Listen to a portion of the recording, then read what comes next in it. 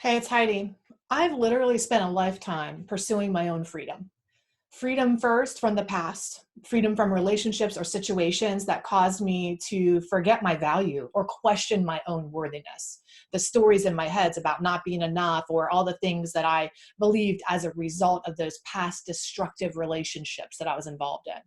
Freedom from myself, then, freedom from my own dysfunctional or self destructive behaviors, which was self medicating, a lame attempt to medicate my anxiety or frustration or pain. And then moving through freedom from the beliefs that I need other people's approval or love or acceptance or permission slip to pursue the life of my happiness, of my choosing, right? Pursue a life on my terms. And so I spent my whole life doing that, fighting for those freedoms. And guess what? I was successful at that, right? And then I started helping thousands of other people free themselves too from destructive patterns or destructive relationships or dysfunctional situations. But here's what I know for sure. Do you know that most people don't even know they're in a dysfunctional or abusive relationship? They don't even know it. They're like, and it's crazy to think that. How could you not know you're in one? Well, I'm going to show you how it's extremely possible to not realize that you're in an abusive or dysfunctional situation. All right, let me show you. You've come a little closer. Let me show you what happens. The first time that you meet somebody or you're in a situation with somebody, there's this kind of like honeymoon phase, okay? And a honeymoon phase is whenever the person that you're with tells you how awesome you are and how amazing you are and how wonderful you are, and kind of, pretends that everything they're doing for you is all for you, that there's nobody like you. They exalt you up like you're this wonderful, wonderful being, the most wonderful thing you've ever met. They're not going to come out of the gate being like abusive. They're going to come out of the gate being on their absolute best behavior, charming and wonderful, and everything they do, they're doing for you. Everything they're doing for you. They're going above and beyond. They're figuring out how to make your life easier or better, or what they can do to add value to you. Okay. After that, there's an isolation period.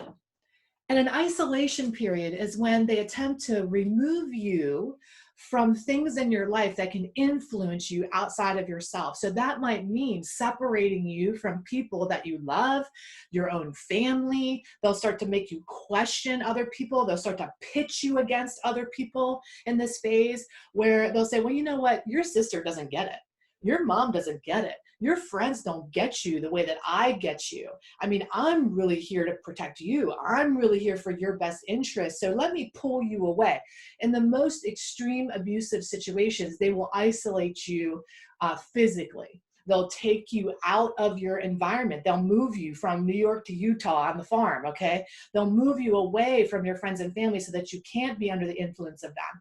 And then when somebody else tries to influence or talk sense or question what's going on, this abusive person or situation will immediately shut it down with, well, they don't get you the way that I get you. They don't take care of you the way that I take care of you. Another way they isolate you is to take your means away from supporting yourself so that you can only rely on them to support you. So once they take that away, well, you don't really have to work. Let me take care of you, because then they're starting to gain financial control of you, mental control of you, emotional control of you, psychological control of you, and they'll do anything they can to isolate you from any kind of outside influence.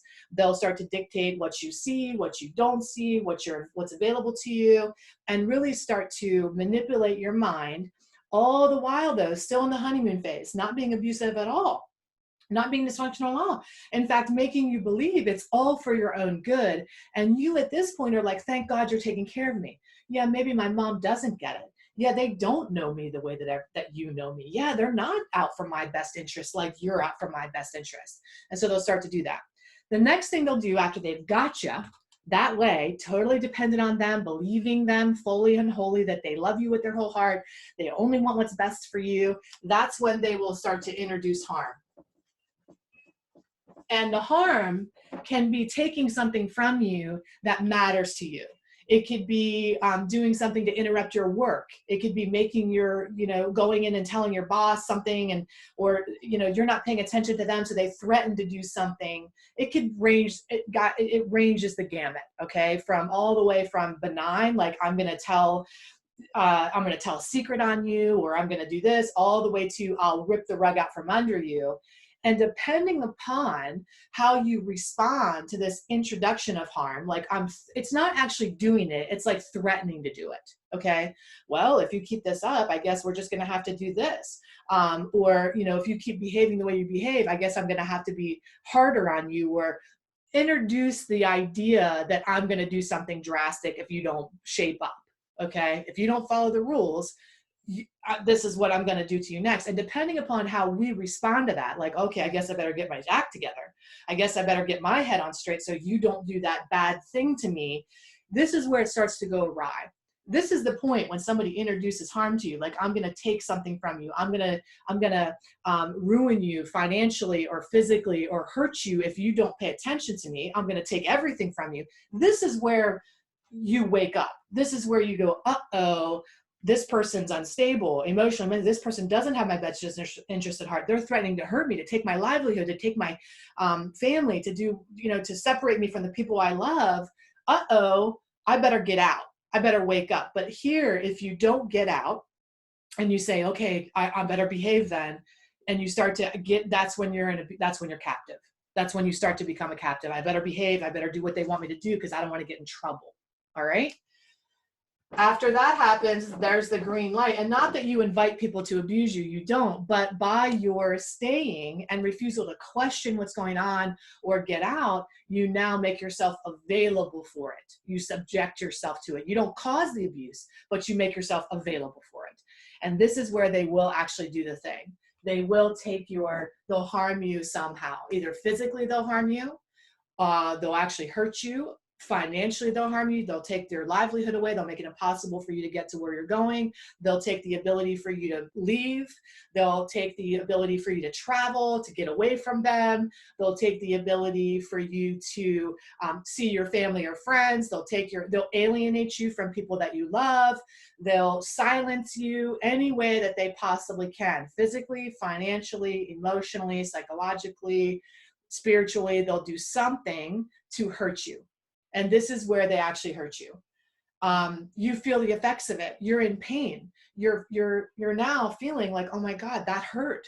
I am hurt. I am financially hurt. I am physically hurt. I am psychologically wounded as a result of this. My mental health is suffering. And right as the light's going to go on, and you start to make a decision about that, and you go, man, this can't be right. That's when the next thing happens. And this is, again, another version of the honeymoon. Or actually, it's the reconciliation, okay? The reconciliation. And in the reconciliation phase, this is where they attempt to minimize, rationalize, explain, or gaslight, or blame, or the behavior.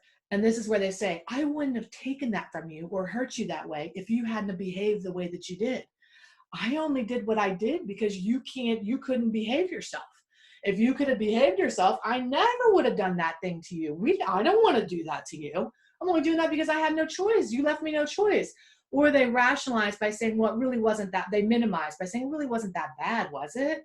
I mean, it could have been so much worse. You could have been hurt so much worse if I didn't just do that thing to wake you to do that I needed to do. Okay. Or they justify by blaming. Like I said, well, I only did it because you did that. So I had no choice but to hurt you because you did this, or I only took that away because, and then, so here's where it gets even crazier. Now you believe it. Now you're fully sucked in. And this is where you lose your ability to think for yourself. This is where now you're under the total mind control of that person or that situation. And you start now, what other people are starting to notice, and they're going, hey man, your situation looks a little weird. Are you sure everything's okay? Let me pull this a little closer, make sure you can hear me. Are you sure everything is okay?